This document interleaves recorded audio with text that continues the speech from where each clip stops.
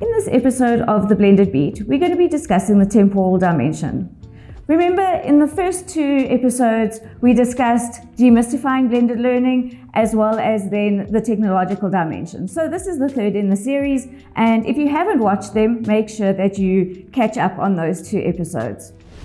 So the temporal dimension is essentially how students use time to learn.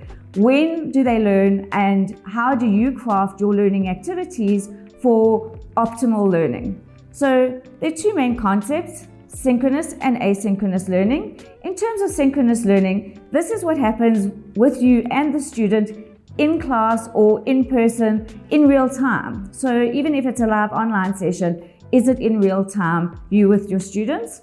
Whereas asynchronous is learning activities that you plan for the student, for them to do in their own time at their own pace. Now, this is not just studying for exams or self-study, it's actually crafted learning activities that you plan for them. The key question then is exactly how do you apply the temporal dimension in your teaching and learning? So here are 3 tips. So the first tip is to foster flexibility in your teaching. Now, this is about understanding who your student is. Do you have a lot of students that are working part-time, or they've got a very big clinical load? In which case, you need to make sure that there is enough asynchronous content that they can do independently in their own time so that they can manage their own time effectively. The second is communication. Your students also need to know exactly when they're supposed to be in person, face-to-face, when they've got to be in person online, or when they've got time to do an online discussion for, let's say, a week. That timetabling communication is vital. What sequence do the online activities need to be in so that the students follow the learning journey in an effective manner?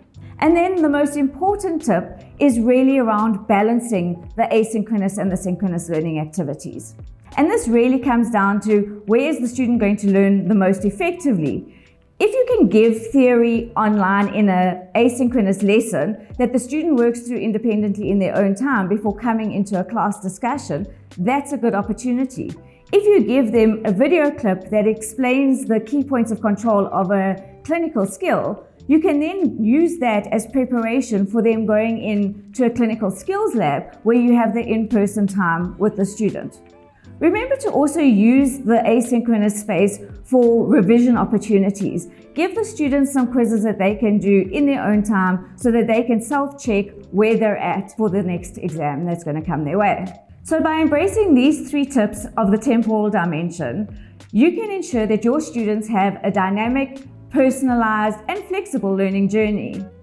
Next week, we'll be covering the spatial dimension. See you there.